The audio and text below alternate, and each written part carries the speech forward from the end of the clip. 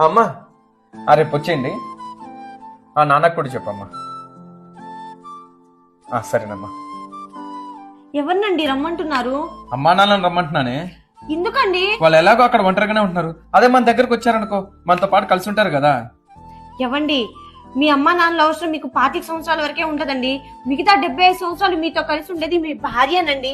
భార్యకు చూసుకోవడానికి నేనున్నాను. మీ అమ్మ నాన్నల అవసరం ఏముందండి? వాళ్ళకి ఫోన్ చేసి రావద్దని చెప్పండి. నిజమేనో, నువ్వు చెప్పింది కరెక్టే. సరే, ఫోన్ చేయండి. సరే. ఏంటను? ఏవండి, డెలివరీ టైం దగ్గరకు వస్తుంది కదా, మీకు అమ్మాయి కావాలా అబ్బాయి కావాలా? నువ్వు చెప్పు. నాకైతే అబ్బాయే కావాలండి. నాకైతే అమ్మాయి కావాలను. అదేంటండి, ఏ తండ్రి అయినా కొడుకు పుట్టాలనుకుంటారు, కానీ మీరేంటండి కూతురు పుట్టాలనుకుంటున్నారు? చూడను, నువ్వు అన్నట్టే మనకి అబ్బాయే పుట్టాడు అనుకో, మనతో వాడికి అవసరం కేవలం 25 సంవత్సరాలు మాత్రమే ఉంటది. మిగతా 75 సంవత్సరాలు వాడి భార్యతోనే కాబట్టి కలిసి ఉండేది. మనల్ని ఎలాగో అనాథలు చేసి వెళ్ళిపోతాడు. ఎలాగో నేను చేసింది కూడా అదే కదాను.